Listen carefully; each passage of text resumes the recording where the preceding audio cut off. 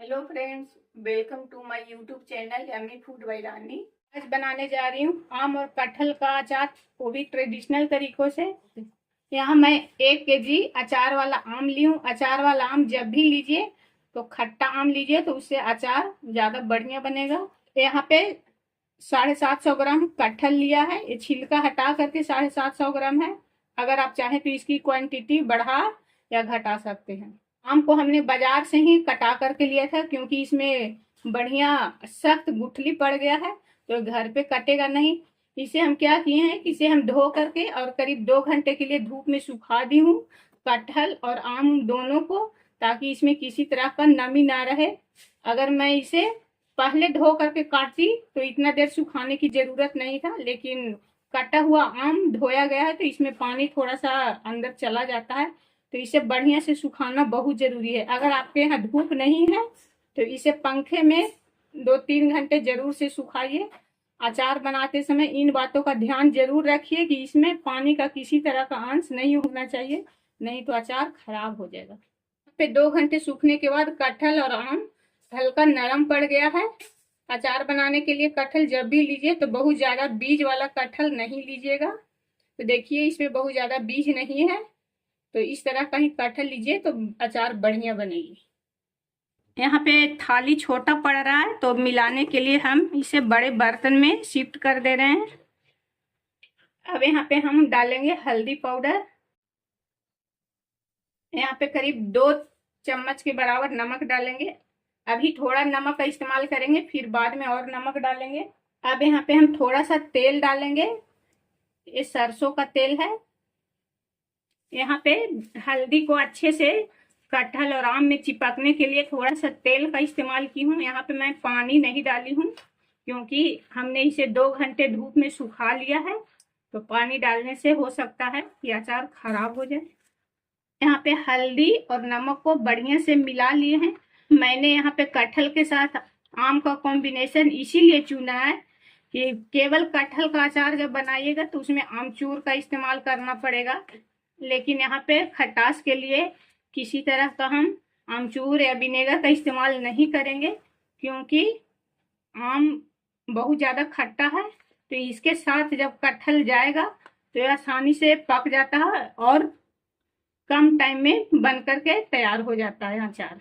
इसे मिलाने के बाद 1 घंटे के लिए इसे पंखे में छोड़ देंगे, थाली या किसी कपड़े पे फैला करके। तो इसे रख देते हैं 1 घंटे के लिए पंखे में।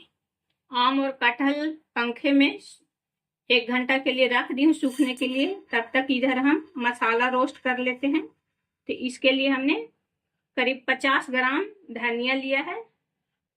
अब इसमें डालेंगे 2 टीस्पून अजवाइन, 1 टीस्पून भरकर डालेंगे मेथी दाना, और ये जा रहा है साबुत लाल मिर्च। यहाँ पे हम मिर्ची पाउडर का इस्तेमाल नहीं करेंगे।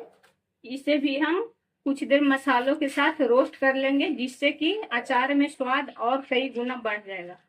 इन मसालों को धीमी आंच पे भून लेंगे और इसे लगातार चलाते रहिए। आप सोच रहे होंगे कि यहाँ पे राई, सरसों और सौंफ नहीं डाला गया, तो वो सब मसाले भी अचार में पड़ेंगे, लेकिन उन्हें रोस्ट नहीं किया जाता है। रोस्ट करने से उनका जो फ्लेवर है खत्म हो जाता है, कड़वा टेस्ट आ जाता है, इसीलिए मैंने यहाँ पे उन्हें रोस्ट नहीं किया है। मसालों को हम तब तक भूनेंगे जब तक कि इसमें से चटकने की आवाज ना आने लगे। तो यहाँ पे चटकने की आवाज सुनाई दे रही है, तो अब यहाँ पे मैं फ्लेम को ऑफ करती हूँ। यहाँ पे मसालों को लगातार चलाते रहिए, अगर छोड़ दीजिएगा तो नीचे से जलने लगेगा। और मसाला जब भून जाते हैं तो उसमें एक सौंधी खुशबू आने लगती है। इसीलिए घर का जो अचार होता है ना, मार्केट के अचार से कई गुना ज़्यादा बढ़िया लगता है, क्योंकि इसे अच्छी तरह से भून करके बनाया जाता है। और मार्केट का जो अचार रहता है वो इस तरह से इतना ज़्यादा प्रोसेस करके नहीं बनाया जाता है, और उसमें प्रिजर्वेटिव भी डाला जाता है ताकि लंबे टाइम तक वो स्टोर रहे। घर के अचार का तो कुछ अलग ही बात है, ये तो सालों साल खराब नहीं होता है बिना प्रिजर्वेटिव डाले हुए। और अचार जो है ना, जो गट हेल्थ के लिए बहुत बढ़िया होता है। हमें सीजन के अनुसार हर तरह का अचार खाना चाहिए। अब ये रोस्ट हो चुका है। अब इसे हम प्लेट में निकाल लेंगे। यहाँ पे कढ़ाई हल्की सी गर्म है और फ्लेम को मैं ऑफ कर दी हूँ। तो यहाँ पे हम डालेंगे 3 चम्मच भर करके सौंफ। इसे हम रोस्ट नहीं करेंगे, बस हल्का सा इसे गरम कर लेंगे ताकि पीसने में सहूलियत हो। यहाँ पे डालेंगे 5 चम्मच काली वाली राई और 5 चम्मच ही डाल देंगे पीली वाली सरसों। अब इसे चला लेते हैं। हमारे घरों में दादी इसी तरीकों से अचार बनाया करती थी, जो कि सालों साल खराब नहीं होता था और खाने में बहुत ज्यादा बढ़िया लगता था। तो ये मसाले हल्के गरम हो गए हैं। अब इसे भी हम निकाल लेते हैं। मैंने यहाँ पे सौंफ और राई सरसों को रोस्ट नहीं किया है, बस ये हल्का गरम हुआ है। अब इन मसालों को हम पीस लेते हैं। इसे फाइन पाउडर नहीं बनाना है। अचार में हल्का दरदरा मसाला ही पड़ता है तो अचार ज्यादा बढ़िया लगता है खाने में। अब इसे हम जार में ट्रांसफर कर रहे हैं। मसालों को हम पीस लेते हैं। इसे फाइन पाउडर नहीं बनाएंगे, इसे हल्का दरदरा ही रहने देंगे। मसाला हल्का दरदरा पीस लिया है और हम इसे अचार में डालेंगे। अब यहाँ पे डालेंगे 1 चम्मच हल्दी पाउडर। अब इसमें ऐड करेंगे कलौंजी, इसे मंगरेला भी बोलते हैं। अचार में जब ये साबुत डालिएगा तो बहुत बढ़िया लगेगा टेस्ट इसका खाने में। अब यहाँ पे हम डालेंगे स्वाद के अनुसार नमक। यहाँ पे मैंने 300 ग्राम सरसों तेल लिया है और इसे अच्छा गर्म कर ली हूँ। और गर्म करने के बाद इसे ठंडा कर लिया गया है। अचार में तेल डालिएगा तो ठंडा तेल ही इस्तेमाल कीजिएगा, पहले गर्म कर करके और इसे ठंडा कर लीजिएगा। यहाँ पे मैं पहले 250 ग्राम तेल डाल रही हूँ, फिर इसे मिलाने के बाद अगर और ज़रूरत पड़े तब तेल का इस्तेमाल कर लेंगे। अब इसे बढ़िया से मिक्स कर लेते हैं। यहाँ पे तेल कम लग रहा है तो और भी तेल डालेंगे।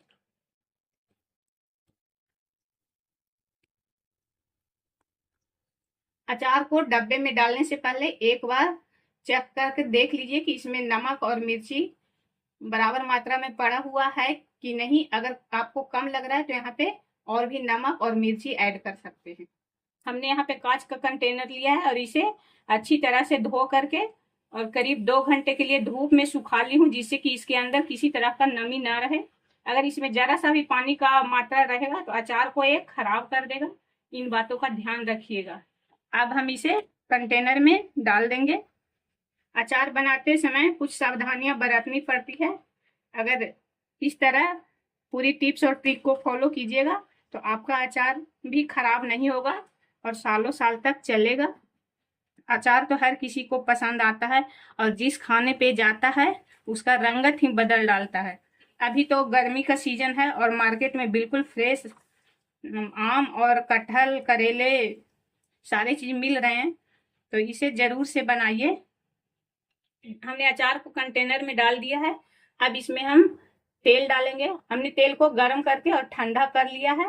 तेल की अच्छी मात्रा अचार में रहने से अचार लंबे टाइम तक खराब नहीं होगा और सालों साल चलेगा। अचार में यही तेल प्रिजर्वेटिव का काम करता है। अब यहाँ पे हम इस तरह का जाली लेंगे और इसके ऊपर इस तरह ढक देंगे। इसे करीब धूप में हम 8 से 10 दिन के लिए रखेंगे। इस तरह से ढक करके रखने से ये होगा कि धूप भी छन छन करके आती रहेगी। अचार जैसे जैसे पकेगी इसमें हल्का सा पानी रिलीज होता है तो भाप बन करके बाहर चला जाएगा। अचार को धूप में रखने से कुकिंग प्रोसेस जारी रहता है। अगर उस स्टेज पे आप इस तरह का ढक्कन से बंद कर दिए तो जो भी उसमें अचार में पानी रिलीज होगा वो अचार में ही रह जाएगा, बाहर वाष्प बन के नहीं निकल पाएगा। तो आपका अचार खराब होने का चांस 110% रहेगा। तो इस तरह की गलती मत कीजिएगा। उसे इस तरह की जाली या तो ट्रांसपेरेंट कॉटन कपड़े से बांध दीजिएगा, जिससे कि छन छन करके धूप और हवा आती रहे। गर्मी के दिनों में धूप भी बढ़िया निकलता है, तो इसे धूप में पकाइए तो जल्दी अचार तैयार होगा। ये अचार करीब 15 से 20 दिन तैयार होने में लग जाएगा, तो उसके बाद ही आप इसे खा सकते हैं।